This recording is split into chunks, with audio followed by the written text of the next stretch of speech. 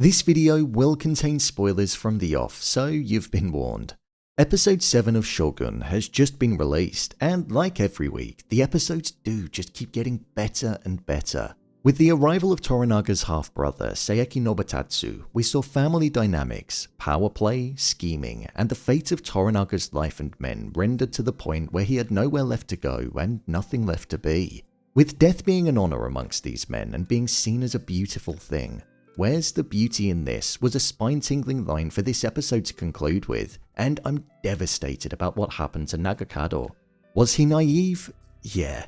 But was he the most loyal that there could have been to his father? Most definitely. So let's not wait any longer and I'll get that stick burning. Let's jump into Shogun episode 7. Nagakado's death.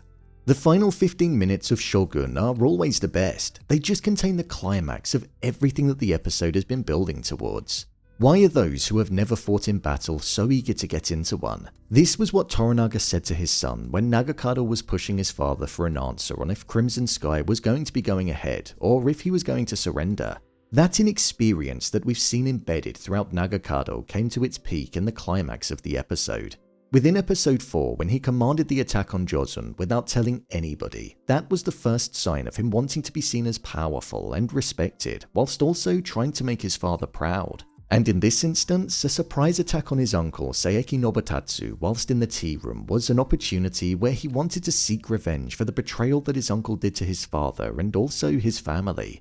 Earlier on in the episode, Nagakado said that if he was slaughtered like a chicken, then it would be a beautiful death because he would have died fighting for something that he believed in. However, when he attacked his uncle, as he was about to deliver the final strike, he slipped and hit his head on a rock, which led him to die in an extremely slow, painful way, fully aware of the fact that he was dying. His uncle then said, "Where's the beauty in this?" And it was a line that hit so hard.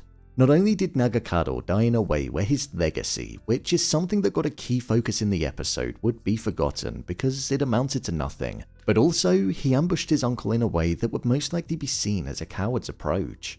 This could also impact his father and the deal that was made with Toranaga, meaning that his final actions could be damning for the deal that was just made where Toranaga agreed to go to Osaka. Death is just a lonely path in the woods is what Saeki said earlier on, and that's exactly how Nagakado died. Alone, unable to do anything about it, and for nothing. I'm not gonna lie, I was gutted for the character, but his naivety and eagerness to just fight was something that was always going to get the better of him in the end.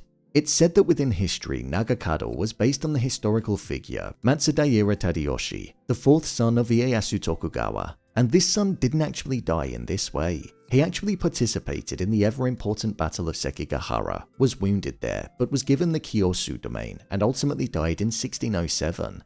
So the show didn't follow suit with the real history in the show. However, I feel Nagakado's death is definitely going to be something that will dictate the future of the narrative in the show. Whilst it may impact Toranaga in a negative way, I also think it could potentially be the very thing that makes Toranaga go back on his surrender. The death of his son is most likely going to weigh heavily on his mind, and we saw how he responded when he demanded his son to not accept the order to commit seppuku from the council, so I feel this will spark the aggression within Toranaga and elevate hostility. The opening scene and its importance. The beginning of this episode took us back 46 years to where we saw a young Toranaga who was 12 years old defeating Mizoguchi, who openly said that it was fate that forced him into declaring an unwinnable war. This was something which was on Toranaga's mind all throughout the episode. There would often be moments where we'd see Toranaga thinking all the way back to that moment when he was making his decision about what to do with the offer that was put forward to him about surrendering to the council. Fate. That was something which came up a lot in this episode, and it resurfaced when Toranaga provided a stick of time towards Jin and he said that his fate was sealed. I feel he was looking back at what Mizoguchi did all of those years ago in entering a battle that was always destined to fail, and he didn't want to do the same. Toranaga's army was decimated by the earthquake and landslide, and I feel he knew that it was going to be a struggle to face off against Ishido, Lady Ochiba, and the Western Army, especially with the loss of many of his men. So I think he thought that it was fate for him to surrender before embarking on a war, the opposite to what Mizoguchi did in the opening section. Rather than going through a battle where death would be brought upon many, he thought it would be more honourable to surrender before causing more death and devastation. Exactly why we saw him surrender to his brother and the council at the end of the episode and agree to go to Osaka. Crimson Sky was something that would no longer be getting carried out. I genuinely thought that Toranaga was going to have a secret plan, just like what was implied when he provided the Stick of Time. But I do genuinely believe that Toranaga at that moment was shown to be vulnerable and was genuinely betrayed by his brother, and he didn't expect it. So the weight of the outcome of that battle 46 years ago, even though he won it, was resurfacing, and all he could think about was not becoming Mizoguchi. The family betrayal. The family dynamic in this episode was something that I absolutely loved watching.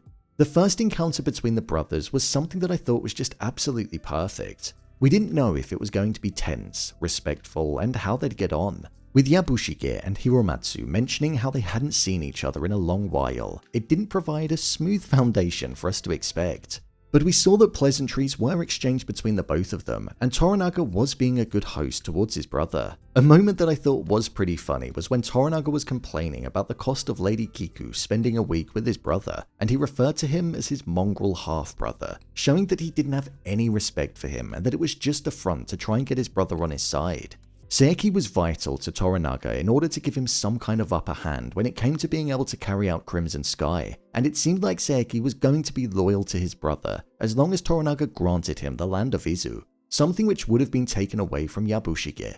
However, it was too late. Toranaga-sama's brother had become the 5th regent and was promised that position if he was loyal to Ishido, Lady Ochiba, and the council, so he'd already declared his loyalty to the other side, and it was all a trap. Saeki showed his true colors and almost resentment towards his brother when he started to try to humiliate him in front of his men, and then also when the betrayal finally occurred. I got the impression that he resented his brother for his success. One of the first things that he said to Toranaga was, if you had nothing to do but guard the still waters of Yuzenji, you'd also look good. So it showed that he always wanted more, and the fact that Toranaga had more probably bothered him. Hence why he went against his brother, because he finally had the opportunity to get a taste of success and power. The fact that his final line in the episode towards his brother was, from this day on, you have nowhere left to go and nothing left to be. It showed that he finally had the power that he always wanted over his brother.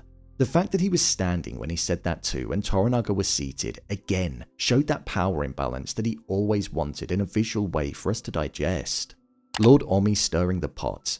Tension was definitely rising between Toda Buntaro and John Blackthorne within this episode. It's been present throughout the entirety of the show and there's no avoiding it, but after a couple of episodes back where we saw that Toda loved Mariko deeply and always had, despite treating her horrifically, the fact that John was able to bring something out of her that stopped her from being frosty and like ice in Buntaro's words was enough to make him jealous of the way that they acted together. Lord Omi was also jealous of Blackthorne because he spent a night pillowing Lady Kiku, the very person that Omi has a deep connection with and is in love with. With him hearing that Blackthorne had his mind on somebody else that evening through Jin's words, Omi presumed that it was Lady Mariko and started getting into Buntaro's head. Something which ultimately led to Buntaro wanting to kill John Blackthorne, and it erupted when they were on the sand by the water. Buntaro wanted John out of the picture completely, so much so that he wanted to take his head with Toranaga's permission. However, Toranaga said that if he had these suspicions about Blackthorne, then he'd also need to take Mariko's head too, something that we saw that he was unable to do. Mariko had been begging for her death ever since they were together, but Toda is the very person that prevents her from carrying out seppuku, so we know that her being dead is the last thing that he wants. Within the history books, the real-life historical figure that Lady Mariko represents was dead by this point. If it was accurate, then she would have been killed when Lord Ishido took over Osaka Castle and held everybody hostage there. I won't give spoilers on what happens in the 80s show or the novel. I'll wait and see if that ends up happening as the season develops.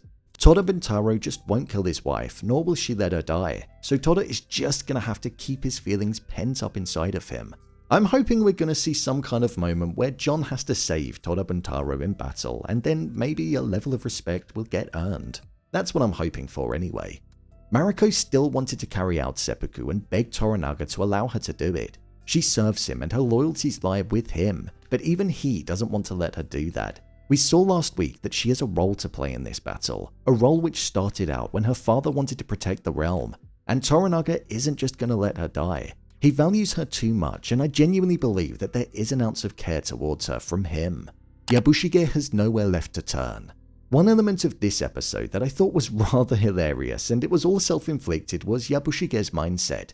We saw that he was fearful over the fact that Saeki had sided with Ishido and that there was a chance that he'd either die in battle against Ishido or he'd have to commit seppuku if Toranaga made the decision to surrender.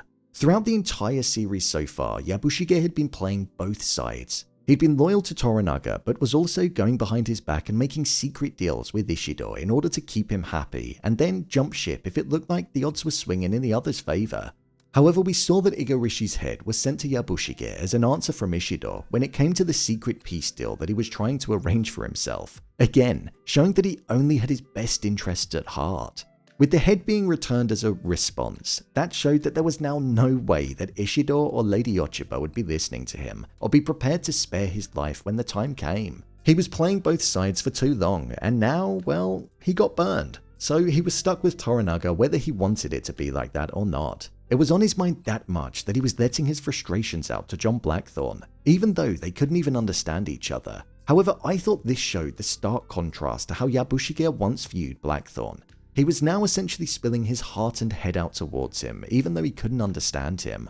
The line where Yabushige mentioned how he escapes death every time to only find himself being called by it into another direction perfectly summed up the arc of the character in the show. He was doing his best to not end up dead, but it kept finding a way of calling him and drawing him ever closer to it, even after escaping.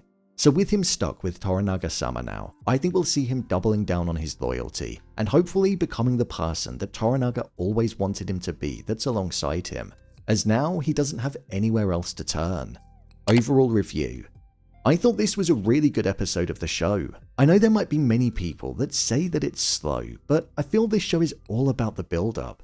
It provides us small moments of really important action, but then it gets right back into the heart of the conversation, the diplomatic hostility, and the feuds that lie on the east, the west, and within both camps too. One thing I'll say about this episode though is that the score was just phenomenal. When the betrayal occurred, the whole tone and mood of the episode changed, and that was due to the change in score. Plus, also in the final attack, the music built to a large crescendo when Nagakado ultimately died. And then the sound of the rain just pouring and hitting the water as Saeki gave his speech, and then it ran over the credits too. It just complemented the scene so well. It was one of my favourite scores of the season so far. What I'm really loving about this adaptation of the show is that we're seeing John Blackthorne stuck between a rock and a hard place.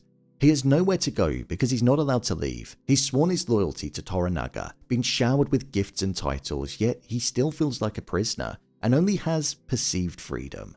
He isn't free at all. With him walking off at the end, it really did show that he was done and he wasn't prepared to die for a man that was willing to just give up. I do genuinely think that it did spare Nagakado on to carry out what he did, as if you look at his face when John said it, he went into deep thought. John even mentioned sailing off with Lady Mariko in this episode, something which just wasn't an option, but it showed that he wasn't prepared to die for a man that wasn't prepared to fight.